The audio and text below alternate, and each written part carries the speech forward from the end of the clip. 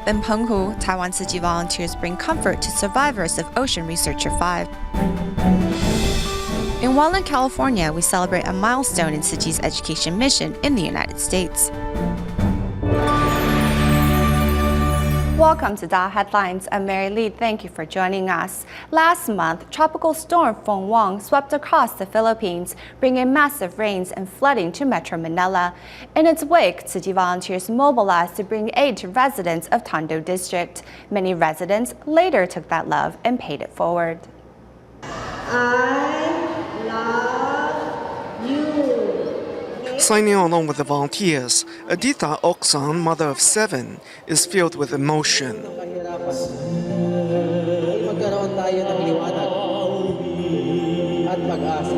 Aditha's home, like many living in the Manila area, was left flooded with the passing of Tropical Storm Penghu. Now finding work is a problem, as is keeping her family clothed and fed. Without this bag of rice come this evening, I don't know where our meal would come from. Yesterday we had nothing to eat. I'm eternally grateful for the help you volunteers have brought. In Manila's Tondo district, volunteers help victims like Aditha by handing out 20-kilogram bags of rice. What surprised the media team covering the event, however, was how this love from Taiwan was then happily passed on. Bigyan din natin si ate ay 180. Yung nagpunta galing sa foundation. Last night we were talking. I told her that I didn't get a rice coupon. She promised that once she got her rice, she would give a portion of it to us. I'm very happy. The Lord is merciful and looks after us and gives us the strength to help. I happily shared this rice with my friends and neighbors. The life of a single mom having to raise 7 children is far from easy. Yet Aditha still has the heart to see and sympathize with the suffering of others. Like the other 1,842 families that receive rice from Tzu Chi, she knows that in fact we are one family.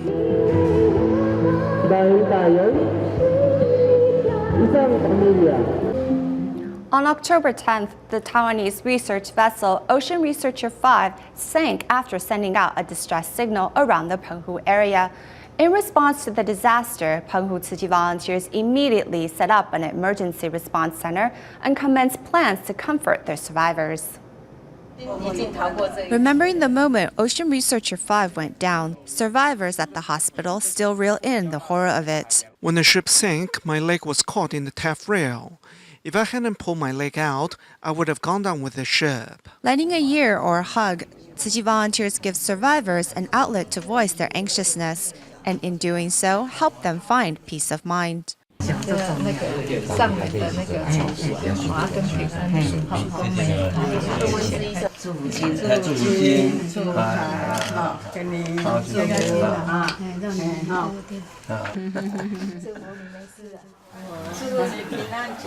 As those who were rescued were mainly young researchers and crew members, Tzu Chi volunteers treat each as if they were their own children. Even if they hadn't slept a wink the previous night, on the 11th, volunteers still visited each patient at the 2 hospitals.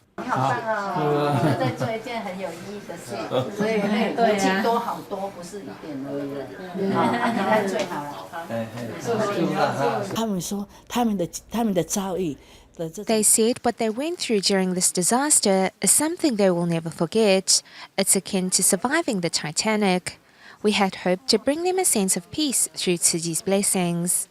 Tzu Chi volunteers also visit the crew members who are temporarily housed at the local labor recreation center. We didn't think that there would be so many Tzu Chi brothers and sisters here to take care of us after we came ashore.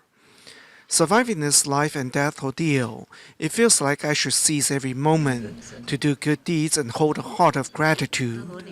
Learning a tough lesson in life, the crew members and all those who survived are sure to never forget this life-changing event. Meanwhile, the day of the maritime disaster, Tzu Chi volunteers hurried to Penghu's Labor Recreation Center with ginger tea and lots of care. Take another sip. Is it warm enough? We can reheat it.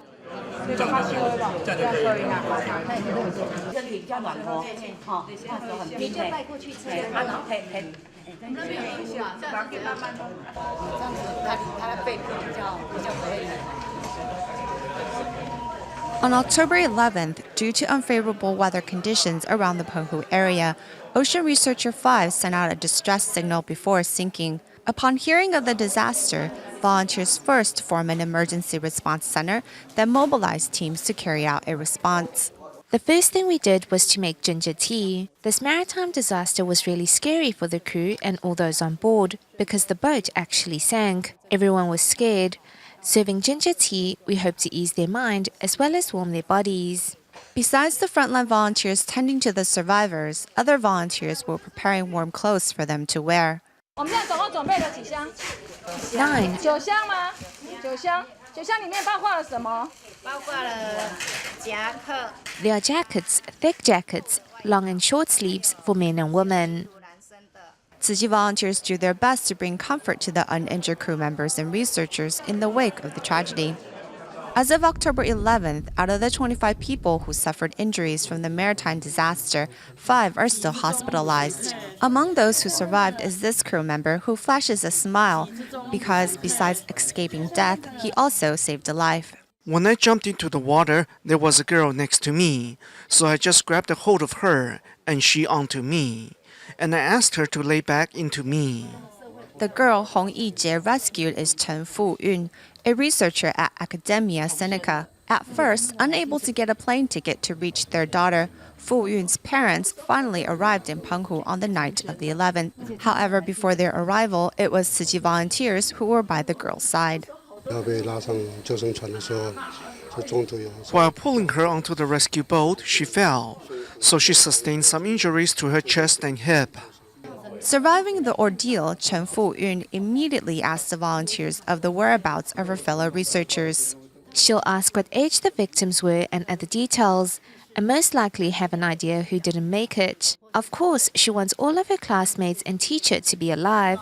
That is what she wants the most. The injuries to bodies will heal, but the pain inside their survivors' hearts may linger.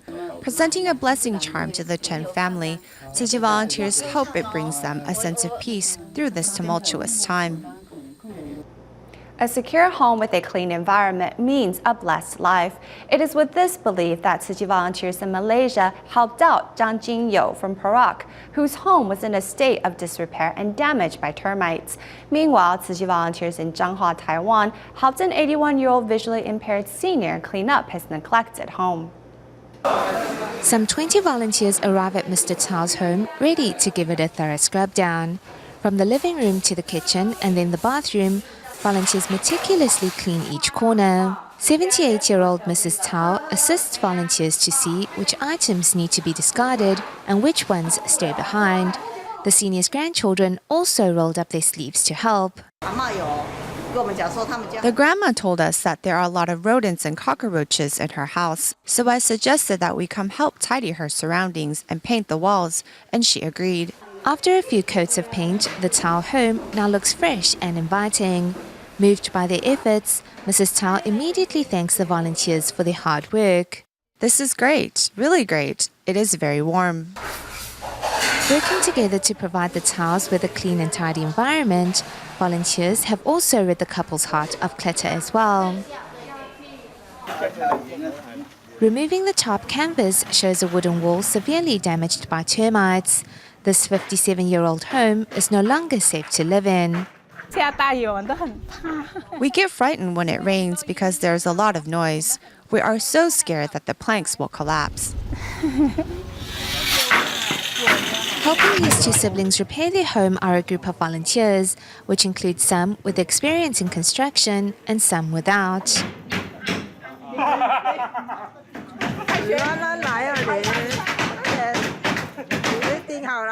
Undeterred by setbacks, volunteers learn as they carry on.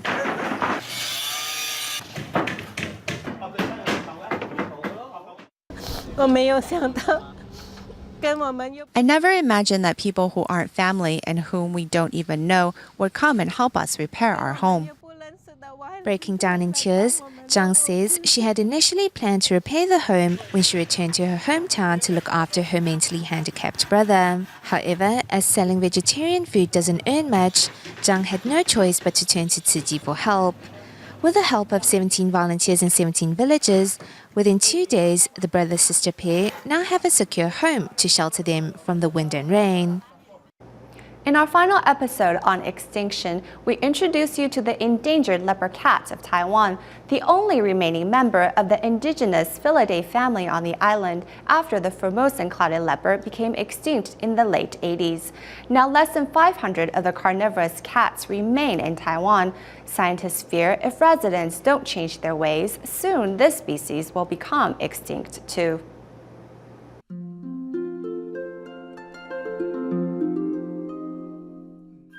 This female leopard cat is Jibao. She was successfully bred by the Endemic Species Research Institute in Nantou, Taiwan last year.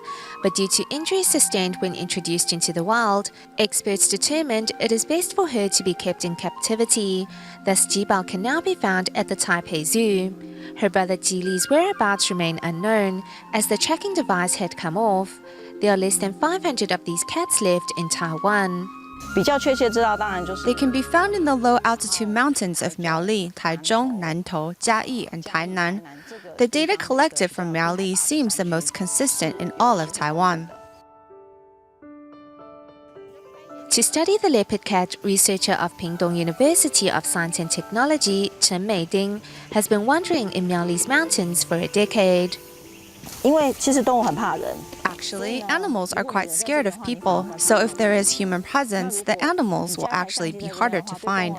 By setting up a camera here, animals won't be startled, and you can monitor the animals 24/7.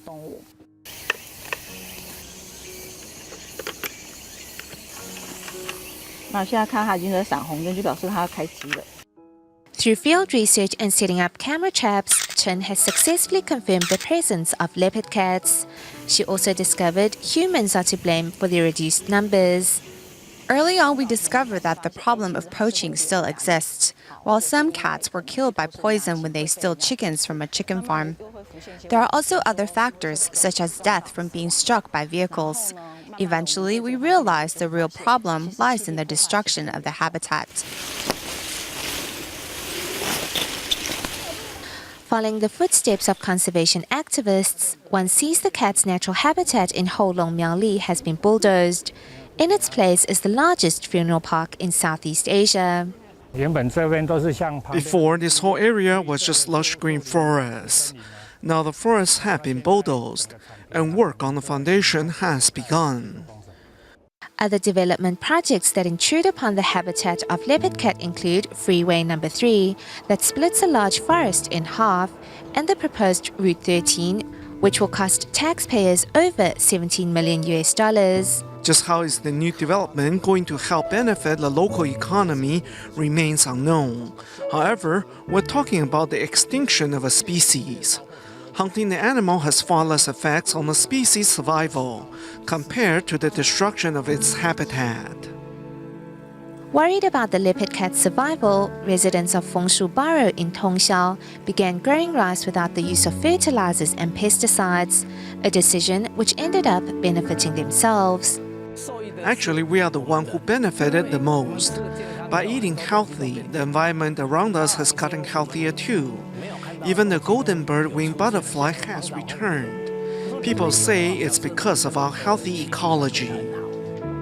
Besides learning to live in harmony with nature, the government should also set policies to protect endangered species, so they won't share the fate of the Formosan clouded leopard, which is now extinct.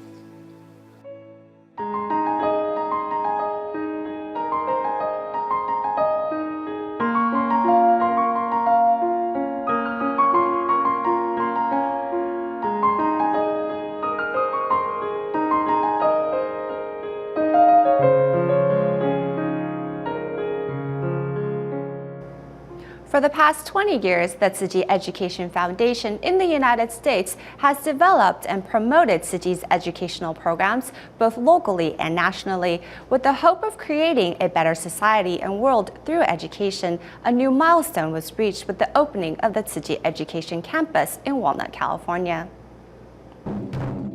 The sound of drums and a vibrant line dance marks the grand opening of the Tzu Chi Education Campus here in the city of Walnut in Southern California.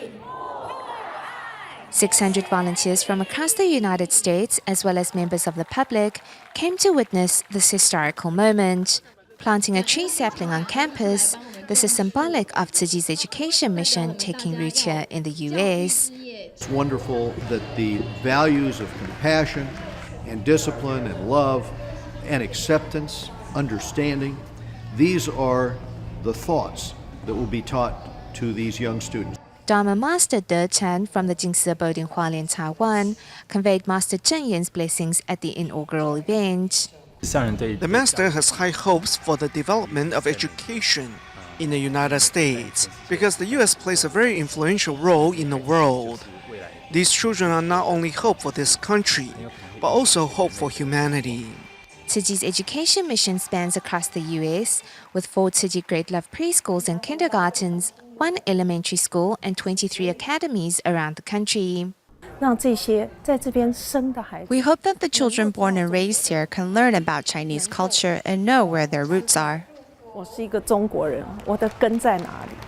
130 locations across the United States, I believe Tzu Chi's seeds of love will be able to spread to all corners.